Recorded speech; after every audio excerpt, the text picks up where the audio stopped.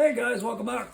It's Crusty Old Crow back again to do the Tactical Perspective toy review on the G.I. Joe Classified series by Hasbro.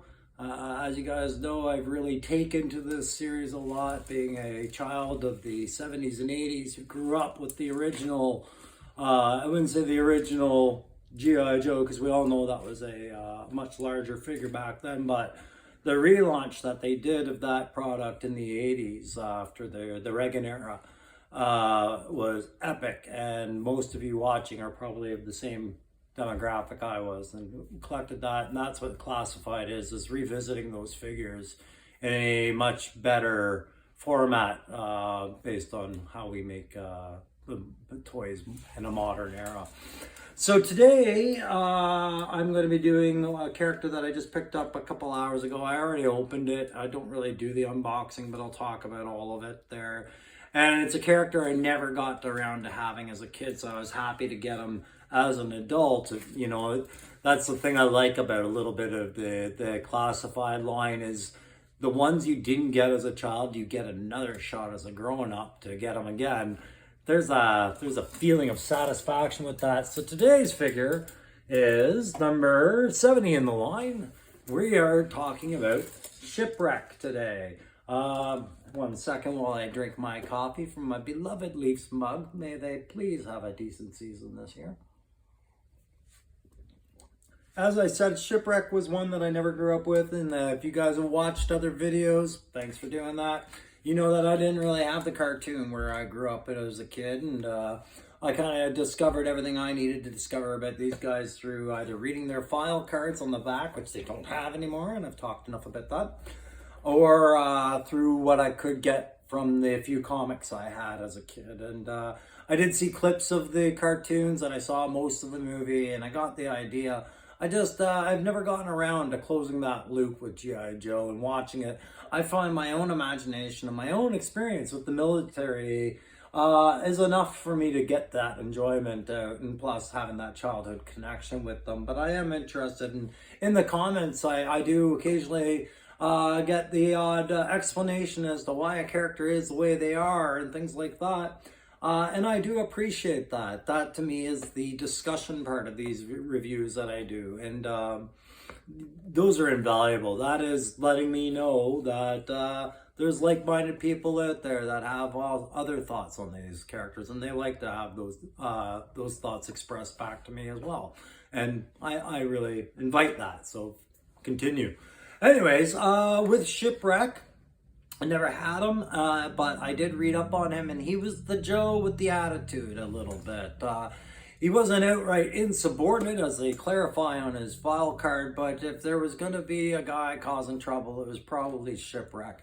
And I kind of connect to that. I think about Shipwreck in amongst what he is. He's a Navy guy. You can see it. He's a sailor. He is 100% sailor. And sailors, they are their own type, but they aren't ground force, they are Navy, right? And most of the Joes that we see in my collection currently, and the collection that they've made available to us, with the exception of Torpedo, are ground force guys. You look at guys like Gung Ho, he's a Marine, yeah, so he knows the Navy, but he works best on the ground. Snake Eyes, Scarlet, Grunt, Lowlight, Tunnel Rat, Breaker and the Ram, Duke, Flint, all these guys work, they're all Army, Rangers, Delta, all ground force guys, right? And so having a Navy guy with them in the Army, we would look at that as having a det, which means somebody detached to you, right? So, he'd be an at. He's attached to you, or he'd be detached from a naval unit, right? So he's an at to your unit. An attachment, and so he'd be there because he serves a specific purpose, which Shipwreck does. He's a gunner's mate, which means he's really good with high number of weapons, including large weapons like ship's weapons, or perhaps artillery pieces. If that's what the Joe line needs operated, he would be familiar enough with how to use those, i.e. maybe an SMS that's coming out eventually for Cobra, and then but for the MMS for Joe, maybe Shipwreck knows how to fire that thing. I'm just saying. So his secondary is that he's a machinist, which is, to me, the more valuable asset that the more valuable skill that he brings to the table. This is the guy that fixes the equipment and keeps things running. And he can fabricate parts for broken equipment if needed. Makes him a big commodity, puts him side by side with CoverGirl in the maintenance shop, working away on stuff. Which, as I hear, he spent some time in the cartoon, I think, flirting with CoverGirl. So that all works out. That gives that opportunity for that story arc to be. It is what it is. I like to look at these boxes, and the new digital render that they do on the boxes always have some interesting background going on. And I think they're telling a story on this background. So if you have a look, I don't have the eel yet. But I did already do my review on Torpedo, so we'll look at Torpedo's box and Shipwreck's box again. We see the common story being told here. So I'm going to tell the story to you, because we can do it without the eel box, because the eel box is virtually a mirror image of Torpedo's box, except it has the eel on another submarine with the exact same stuff going on the other side of the ship, where these eels are coming out of these pipes, and they appear to be docked in a shipyard. All right. So, number 70 in the line, Shipwreck from G.I. Joe, is standing aboard his G.I. Joe submarine, his friendly asset submarine. And I say it's friendly because they've got a bike parked next to it, like he just got there. And in the background, you can see they've launched some missiles, because Shipwreck's favorite saying is, see a target, shoot a target. He doesn't believe in a lot of gobbledygook gizmos and tech. He believes in direct fire and quick, decisive action. So he's like, I spotted a shipyard. Yarr! Fires that up, and Torpedo's like, what a coincidence. I'm standing in a shipyard right now and was about to infiltrate the submarine, and then you see his face like, ah, crap, get out. So he's like, we'll talk later, right? So I think that's the story they're talking about, is how basically the Joes are attacking a Cobra shipyard. I think that's the story in the boxes, but enough about my theories. On the side of the box, you got that QR code, and if you were to scan that, it would probably take you to the Hasbro site and tell you something about Shipwreck you didn't know, or maybe stuff you already knew. On the other side, you got that portrait right there. That's a cool expression on a Shipwreck. That's the, you're so effed kind of expression, screaming his bloody blue murder and dangling his rope there with Polly on his shoulder. I think that's is that the parrot's name? I think it's Polly. I know it has relevance, but it's such a little bit thing to me. Anyways, so we talked about the front, and on the front you can see on these, the new Joes, they started incorporating these, what you're getting parts on there. So all the small pieces that you should be looking for within your box, they should be included there, and they do that again redundantly on the back, and they give you what all comes with them, right? So you know you're going to get the figure, and you've got that alternate hair sculpt, which they draw your focus on to show you that, yeah, you can have them with or without that sailor cap, and that's a pretty cool feature to have. Certainly a step away from the original 80s design, where he always wore his cap, I think. And then he's got his regular service pistol right there, and that will go into the hip holster. And then he's got this long holster on the back, which holds his flintlock.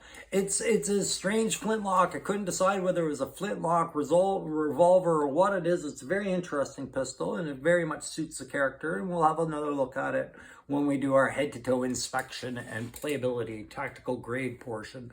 And then you can see he's got like a grappling hook type anchor kind of piece there. And that has the little eyelet, which allows it to hook onto his belt. There's also, not shown on the rope here, there's a hook on the back of the rope. So it's got two positions you can hang that on. Polly himself, and that's what I'm calling him, whether that's his name or not, the parrot, can position on the wrist. There's a little pinhole in the wrist, or on the top knot of the rope. So you've got two positions for the parrot, which is great.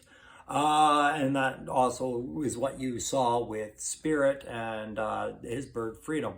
Okay, the PCFs are showing down at the bottom, the primary combat functions, and then they're blown up again, are they not? Did they not do it? Oh, no, they're not. They're shrunk down even smaller this time on the other side under the QR code, okay? And if you were to go on Hasbro, you would go into the G.I. Joe classified stuff and eventually be able to look up, and that would tell you some details about the character, as we know from before. Legal gobbledygook, wasted space on the back where file cards should be. Oh my goodness, there's the box. All right, so if we go over what comes in the box, you got the crate. Remember the crate, number 70 in the line, and it says Shipwreck on it. Great stuff. I know a lot of guys in other reviews, they talk about putting these in the background for dioramic purposes. Sure, why not? I keep mine. And then the figure itself comes in that blown up portrait that we had on the side of the box and on the front of the box of Shipwreck. Screaming bloody blue murder. Okay, so we know that Shipwreck's an abrasive guy and apparently quite the antagonist, and you only get to be that way with a military unit and your group of guys when you're deployed with them if you are irreplaceable. If you are replaceable, trust me, you'll be replaced. But Shipwreck does seem like he's irreplaceable, which would explain why people put up with his nonsense, if there is any. Anyways, we're going to do a head-to-toe inspection on him, and like I said, we'll give the playability grade and everything like that afterwards. We're going to have a closer look over here at Shipwreck on the background. So let's flip the camera around, stand by. All right, let's see if we can get a good position on that. Oh, I think that's as good as we need it to be. So, no, we can do it just a little bit better. There we go. So here we have Hector Delgado, born in, I think it was Vista Cruz, or where was he born? Chula Vista, California. This is a guy that was dreaming of being in the Navy since the day he was a seed, and he got his dream. So he's purebred Navy, and they articulate as much, and it puts him out at odds with other trades, I'm sure. But let's talk about the figure from head to toe. You can see that this is the traditional Shipwreck figure that we all saw in the 80s. And while they've modernized it, there's not a damn detail on here that doesn't remind us of the original figure and that doesn't scream Navy sailor, right? So they've done a great job keeping this simple. And if you look at the back, how he's like, I have Sergeant Slaughter jokingly in the background, ready to pound on him because they're at odds. Because Sergeant Slaughter's diehard Army, and this is a diehard Navy with an attitude. And maybe that's just how they work out their problems. I don't know. And maybe Polly's warning him right now, like, don't turn around and don't let the camera leave. Who knows? Anyways, but when you see him in the background of all your other collection, and I'm not doing that now because it wouldn't be appropriate, but it's nice to see this blue popping out. He really draws that eye in, and it reminds you what a diverse range of figures you're looking at, really. You know, most of the ones are in the dark greens, dark blacks, browns, things like that. Camouflage and military looking, and then you have the Navy guy. He pops right out and he captures your eye, but he's not out of place at all. He belongs in that collection beautifully, and it looks, they've done a great job. So that head, pardon me. As I said, there is an additional hairpiece sculpt for that, and we can pop this one off right now and have a look at what that would look like, and I'll leave it off afterwards just so we can move things along. But you can see it's just like with the Lady J figure, who I still have not done my review on. It's a separate piece entirely. Do I wish the hat could have been like how they do berets and it's just separate? Sure. But I like also this option. It's cool. And I think the hair this hair piece would have suffered as a result. I think they've gone the right way by making this, because in order for this hat to fit over a really good hair sculpt, you would have to have some sort of pushing down on the hair, and then it wouldn't work. And this hair sculpt that they did for the rest of them is great. So no criticism there, and I think that's an amazing job. And they continue to really set the bar high on these facial sculpts for these characters that in the 80s, their faces were very plain. And we all know this. Those of us who remember this toy line, like, you were excited if they had a different flesh tone. You were excited if somebody had a mustache because it made the character look different from the others. But they all had a very common face usually. And it was very low detail. And the level of detail that they're doing now is more than gratifying. And I'm sure everybody would agree.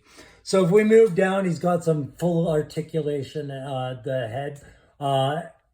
No problems with the range of motion there. You can move down to that V-line chest. No t-shirts for our sailor. He's all chest hair. They've really worked that well into his chest features. He's got that plain dress shirt, but it's buttoned down. It's not quite at regs. He's Shipwreck. This is a bit of Joe privilege coming in, but moving across, and we'll talk about that rope in a minute. If you look over on his shoulder, he's got his badges on there and his rank, right? And so he's actually, I'm not sure how that works out with the American Navy ranks and how that it's denoted, or maybe this is just a Joeism, but he's a chief petty officer. And in Canada, that's a high enough rank. That's up there. That's in line with a sergeant major and above, right? So it's not like he's just some sergeant like most of the other Joes. Like he's a SME, we call it, a subject matter expert. He's been brought on for his skills, and he's to be respected for those skills and the knowledge he brings to his table. So that's reflected in his shirt. If you go over to his arms really quick, you see that beautiful tattoo of, it looks like a shark. Yeah, it definitely looks like a great white shark. Sorry, we'll get that in better shot there. So a great white shark on that wrist, and then a very faded, older looking tattoo of the naval emblem there. And yeah, that was the base falling down. But the bases don't come with the figures. Shouldn't even be in my show. But sometimes you buy the bases just to keep the diorama looking fresh. Anyways, yeah, so now we've got that... we got that rope going across, and that is a separate piece. I did have to remove the head. Or no, I didn't have to remove the head, did I? No, I didn't. I just positioned the arm out to the side and slipped it over the head. It just slipped on. This is one of those add-ons you don't have to remove the head to put on. And then, as I said earlier, Polly just sits up on the shoulder, or as you might have seen when I was showing the tattoo, there is that pinhole in the wrist where they can sit there. Okay, moving down, that black belt is beautiful. I'm probably going to highlight it with a bit of steel for the eyelets and maybe the buckle and the hook, but I do like the patent leather look on the holster and on those straps, if you have a closer look at that. So remember, just in the last video I did on Duke, I talked about hard pack holsters. Well, here's the difference, guys. This one's clearly a leather holster, beautifully done. And it's got the leather eyelets. Eyelet belt style kind of straps instead of the click-in buckles, like the click-in buckle is the belt. So little details like that speak so well to what Hasbro's doing for trying to keep this realistic and interesting, right? And so he's got we'll pull out his pistol, seeing as it's right there, and you're already looking at that flintlock pistol that we talked about, right? So before I pull out the other pistol, where I've commented on flintlocks before and they don't make a lot of sense, this is a double barrel, which I do like that, and so I think that's an absolute must keep and just a great little feature. I get why you had to have a second gun with Shipwreck, and that's the gun. But I still laughed when I saw the Cobra Commander had a flintlock pistol originally, and I was like, okay, it's ridiculous on him. But no, with him, it makes perfect sense, guys. Like, Cobra Commander, no. Shipwreck, yeah. That's a no-brainer. Anyways, we'll see if he stays up there a little bit. So moving down to the pants, as you were seeing there, he's got those faded jeans, and you can see the fading on the upper thigh where they look like they've been worn out because he's been down in the shop. He's been working on stuff, and the pants get worn out when you're as hard a worker as Shipwreck, right? And so I did love the detail and the texturing, and especially how they hang over the boots, and you can see the pants cradling up over the black boots. Probably my favorite set of boots and ankles in the Joe line. And I haven't even explored whether that really, it does change some of the dynamic of the articulation of the foot, and I would expect it to. So there is a bit of sacrifice to the playability there on the articulation of the feet. But I feel that's a fair trade-off for just the general feel of this character and what he's expected to be.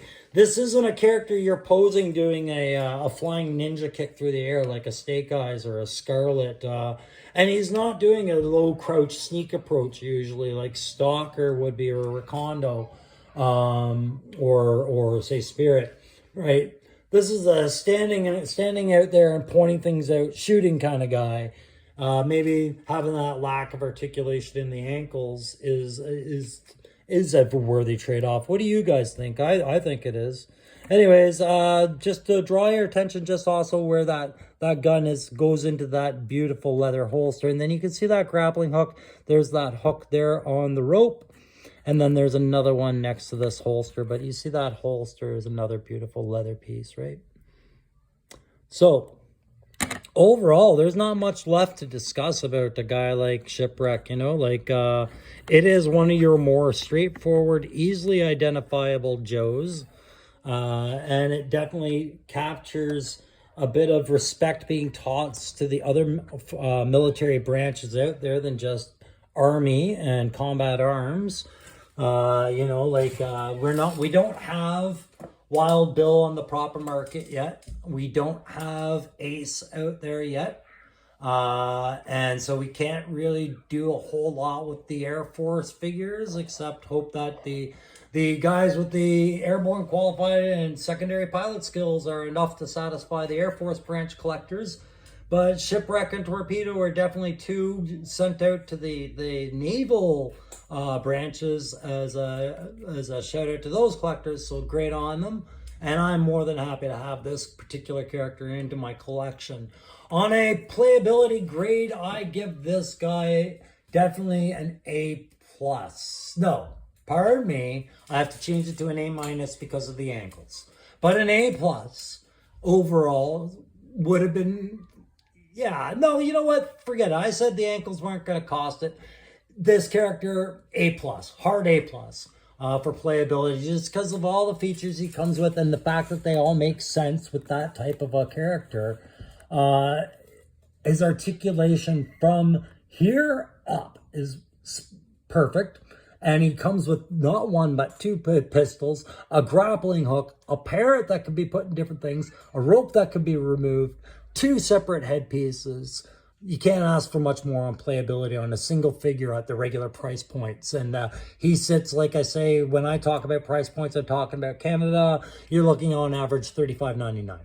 And I think that is a very fair price for what you're getting with your Shipwreck figure and the amount of detail that they put into this. And it was all just the right detail. Okay. For the tactical side of it, I'm definitely giving it the A+ again. Just because everything makes sense for the naval guy and his personality. A lot of temptation is to modernize Joes by giving them their tech. And it's in Shipwreck's personality that he's not one for gizmos and gadgets and tech stuff. He likes the old direct methods. So the flintlock pistol, instead of maybe having some sort of GPS device or high-tech piece of kit or backpack or any of that stuff, that he's got the traditional Navy kind of feel to him, and that's the right way to go with the character.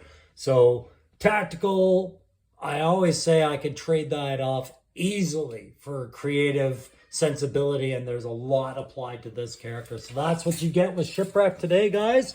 And that's going to be it for videos for the day. I'm going to take another small hiatus to carry on working on some backdrop stuff that you guys were seeing in the backdrop there. And I do have a few more figures to review.